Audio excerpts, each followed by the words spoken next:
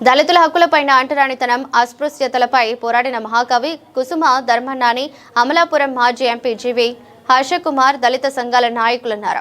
కుసుమ ధర్మన్న స్ఫూర్తిని నేటి తరం వారికి అందించే విధంగా ఈ నెల 17న నిర్వహిస్తున్న కుసుమ ధర్మన్న 126వ జయంతి వేడుకకు పెద్ద ఎత్తున హాజరై విజయవంతం చేయాలని పిలుపునిచ్చారు.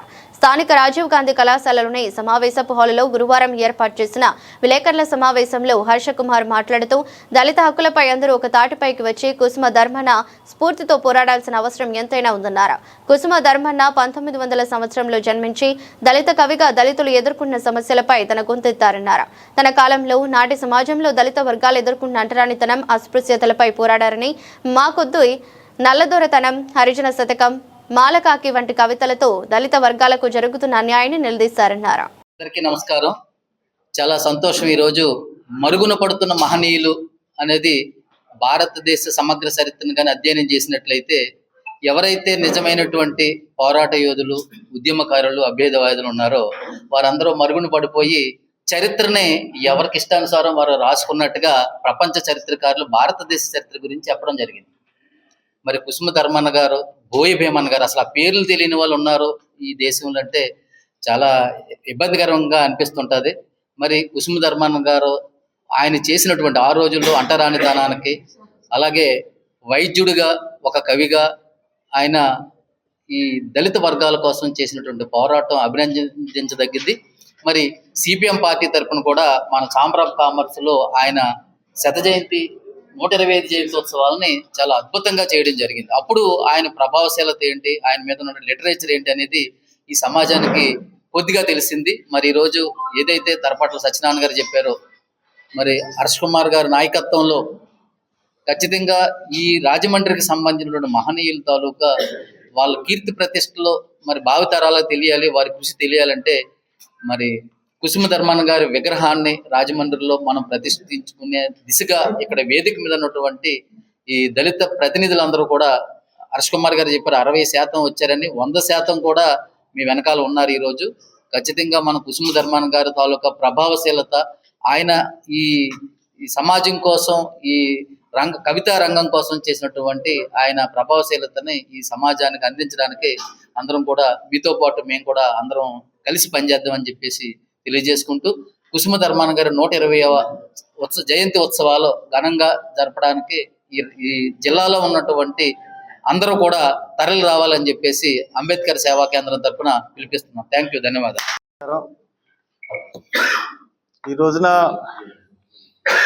మనం రాజమండ్రిలో ఈ పత్రికా సమావేశం, అదేవిధంగా మన రాజమండ్రిలోని ముఖ్య దళిత నాయకుల సమావేశం నిర్వహించుకుంటున్నాం. రాజమండ్రిలోని దళిత నాయకులు అందరూ ఆల్మోస్ట్ అందరూ వచ్చారు. మనం ఇంత కలిసికట్టుగా ఉంటే మనం సాధించవలసిన విషయాలు రాజమండ్రికి చాలా ఉన్నాయి. ఎందువల్లంటే మనకి ప్రతి 12 సంవత్సరాల్లో పుష్కరాలు వస్తూ ఉంటాయి. రాజమండ్రిని అభివృద్ధి చేస్తూ ఉంటారు. కానీ దళితులకు సంబంధించిన విషయాల్లో పాలక వర్గాలు, ఏ పాలక వర్గమైనా కానీ సరైన ప్రాతినిధ్యం అన్నది ఇవ్వటం. దానికి మనందరం వివిధ పార్టీల్లో ఉంటున్నాం, ఉండాలి కూడా. ఏదన్నా ఒక విషయం వచ్చినప్పుడు, ఒక సామాజిక సమస్య వచ్చినప్పుడు, మనకి జాతికి ఆపద కలిగినప్పుడు మనందరం కూడా ఒక తాటి మీదకి రావాలి. ఆ తాటి మీదకి వచ్చినప్పుడు ప్రభుత్వ గుండెల్లో గుబేలు అంటది.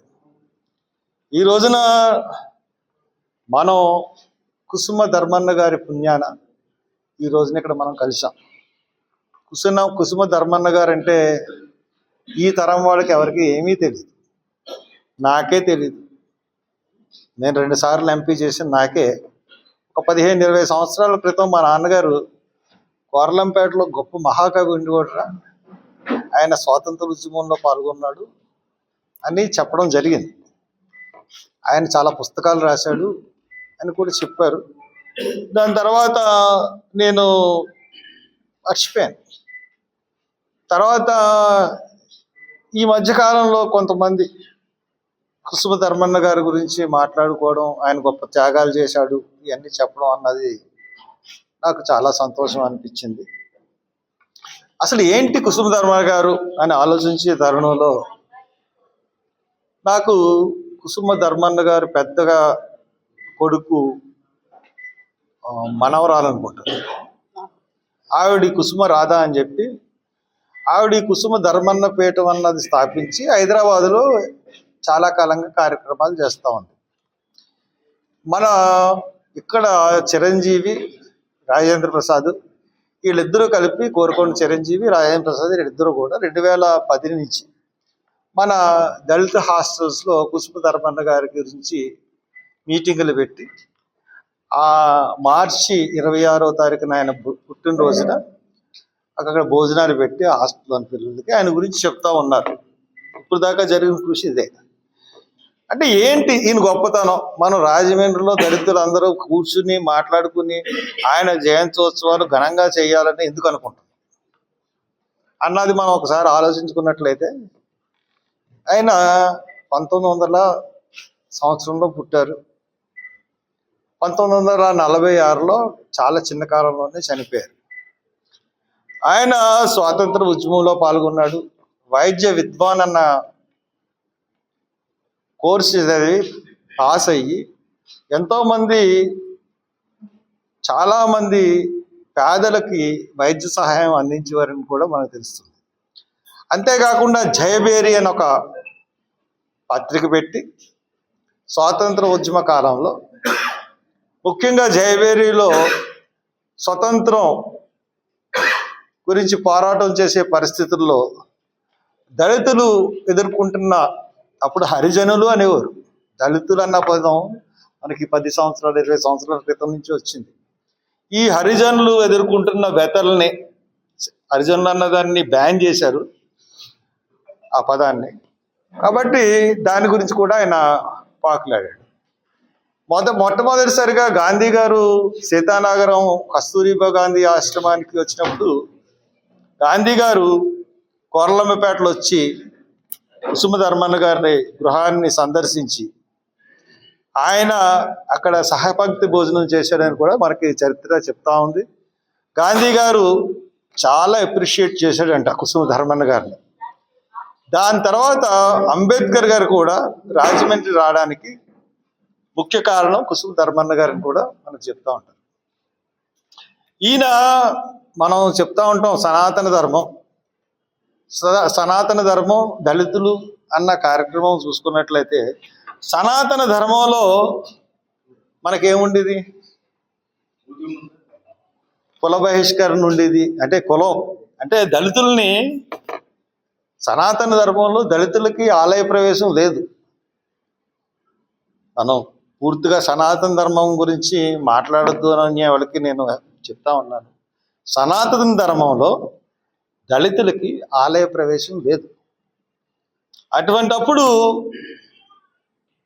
1946వ సంవత్సరంలో పందిరి మహాదేవుడి సత్రం, ఆ గుడిలో దళితులకి ప్రవేశం కల్పించాలని పెద్ద ఉద్యమం చేసి దళితులందరినీ సామూహికంగా తీసుకుని వెళ్ళి ఆ పందిరి మహాదేవుడి సత్రం, ఆ పందిరి మహాదేవుడి ఆలయంలోకి ప్రవేశించారు కుసుమ ధర్మన్న గారు.